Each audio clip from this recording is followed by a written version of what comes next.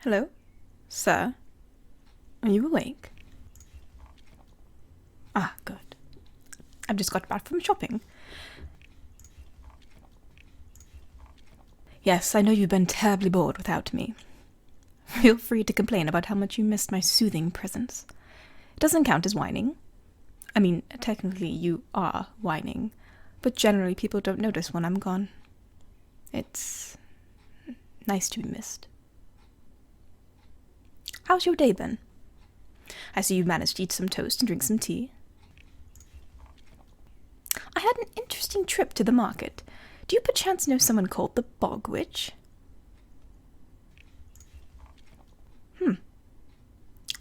I see by your nervous silence I've hit upon something.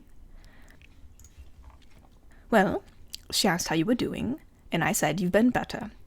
She said, and I quote, I asked him to spend the night with me. He told me his heart belonged to another, so I cast a curse that would make it turn to stone in his chest.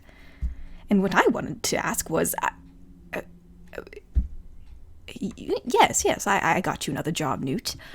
I know you ran out, and you can use all of it on your potions later after you answer a few simple questions. Well, just one, really. Were you going to tell me you love someone enough to get cursed for her sake, or was I just supposed to find that out on my own? At least tell me her name, sir. She ought to be right here expressing concern for your well-being. She should send you a greeting card, at the very least. Fine. Keep your secrets.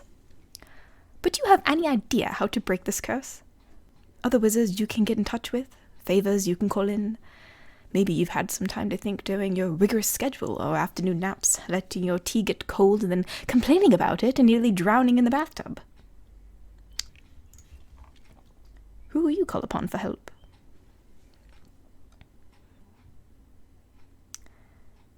Ah, you're going to break your own curse when you can barely get out of bed.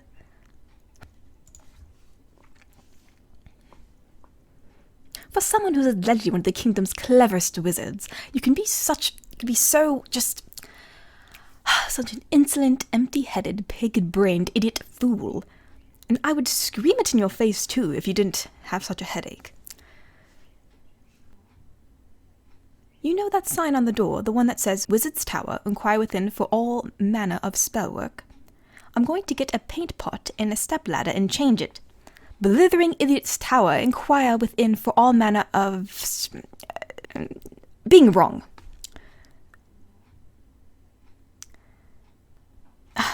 Really, you're so lucky you're pretty. At least you can get through life on your looks. Toss your hair and flutter your eyelashes and everyone falls over themselves to cater to your every whim. Is that how you made it through wizard school with top marks? Ah, you studied. I'll believe that when I have eyewitness evidence.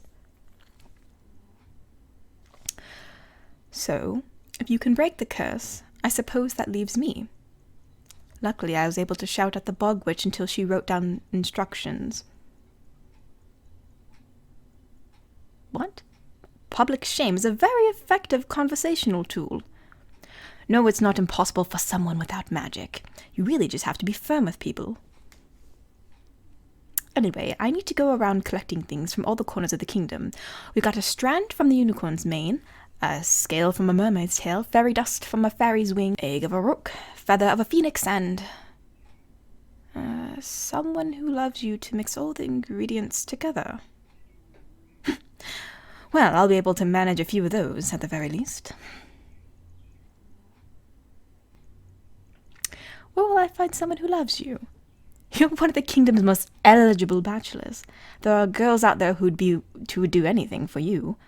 Worst comes to worst, we can put an illusion on the tower and tell them you're an enchanted prince. A surprising number of people have fallen in love at first sight with a jeweled crown. I'm not leaving right away, I promise. I'm just getting something to copy down the instructions. One can never be too careful.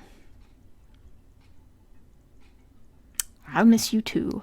I shudder to think what scrape your mind might get into without me to look after you. Horrors of horrors, your roots might grow out.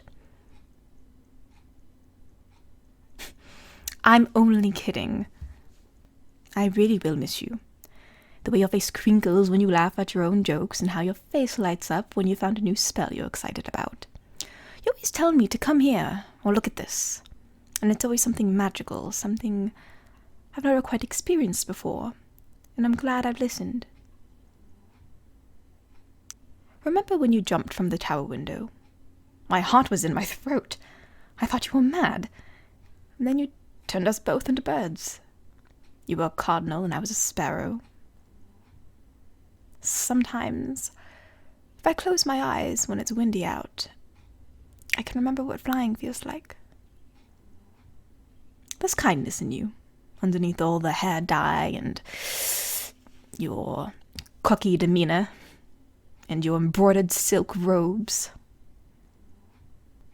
Sure, it may not be obvious, but I see how you treat those children who come around wanting to learn spells, and that woman who lost her husband, you sat with her for hours.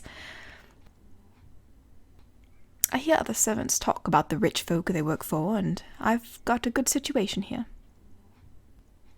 That's why you're not allowed to die, sir. I get my own room and a day off every week. I'm going on this quest for my stipend and my holiday. Well, obviously I don't want you to die. I really do think that goes without saying.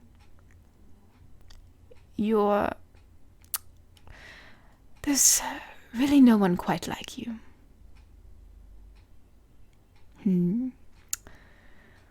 I shouldn't stay for long, not when every second counts. But I'll stay until you fall asleep. Then I'll see about getting some of the villagers in to look after you. Even after you try to stay awake to keep me here, you're going to fall asleep eventually. You're ill. You're under a curse. There's no shame in giving in and letting yourself rest. You don't have to get out of bed to see me when you can barely lift your head off the pillow. I promise I'll break the curse and save you, and I'll come back as soon as I can. There's nothing to worry about. And like you always say, you need your beauty sleep.